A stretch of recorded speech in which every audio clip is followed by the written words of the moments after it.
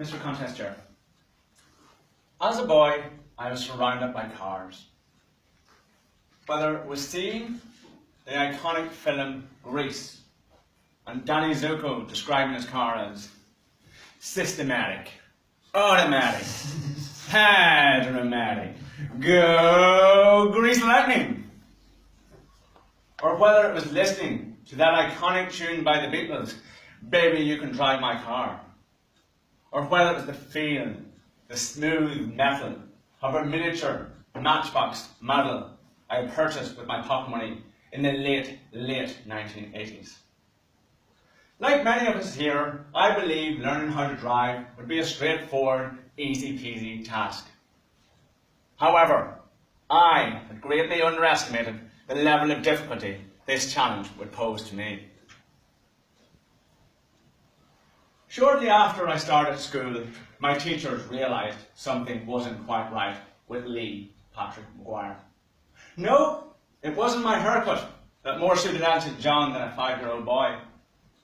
No, it wasn't even my glasses that made Deirdre Barrows on Coronation Street look microscopic. It wasn't even my teeth that made Alan Carr's look straight. Due to a delay in reaching significant milestones at a similar age to my peers and my older brother, such as crawling, walking and talking, I made up for that since. A series of tests were conducted by experts. After these tests, I was diagnosed with dyspraxia. D-Y-S-P-R-A-X-I-A.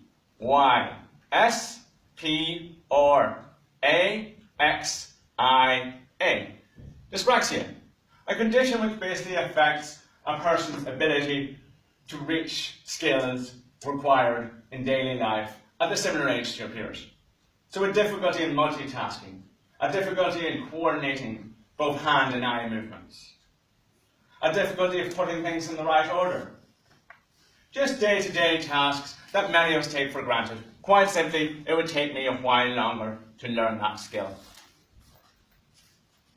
Furthermore, due to a lack of peripheral vision and poor hand coordination, my consultants at the low vision clinic in the Royal Victoria Hospital believed it would be highly unlikely I would ever be able to drive.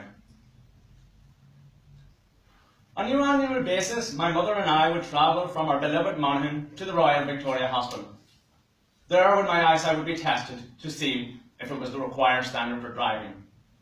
Year after year my eyesight was tested, and I was disappointed to realise that my eyesight did not meet the required standard to drive.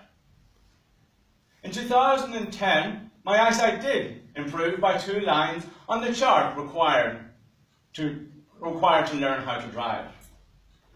The consultants, my parents and I were all as speechless as was unfolding before our eyes. Well, before my eyes, but you know what I mean. The attempts to learn how to drive could subsequently commence.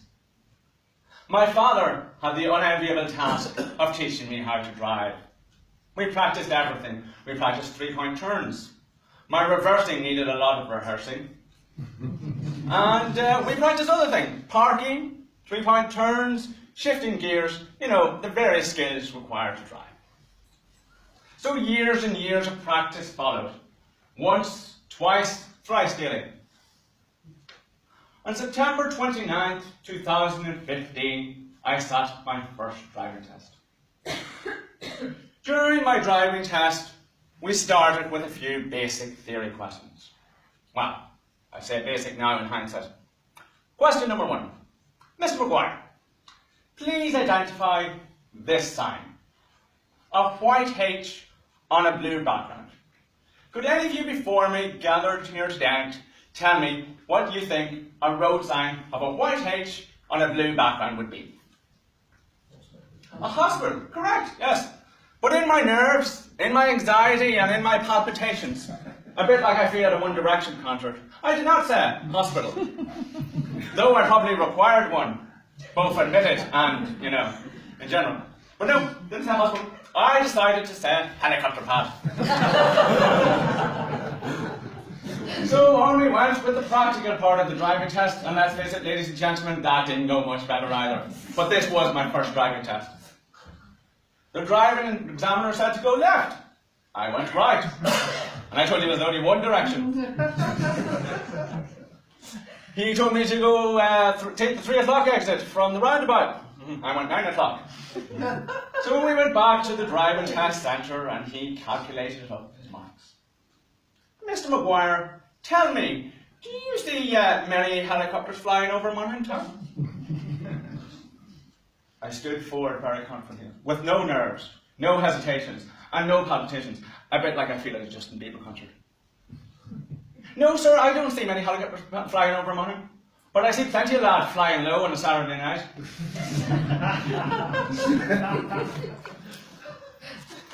And then, after an awkward silence, a bit like right now, the examiner said, "Congratulations, Mr. Maguire, you have indeed passed your driving test." To date, I am not sure whether the white H on that blooming sign or the whiteness on my face was a deeper shade of white.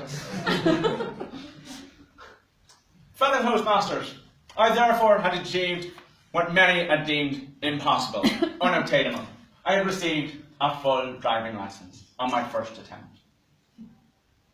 In fairness, for years previously I had been driving my parents crazy, my friends mad with bad jokes, and the bar staff in my local town driving them mad with really bad chat lines. Not just to them, but anyone with a pulse around us.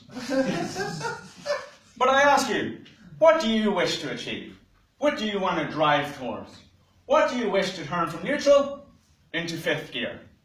Is it a new skill you wish to learn? A new career you wish to pursue? Or someone you have a crush on that you wish to ask out?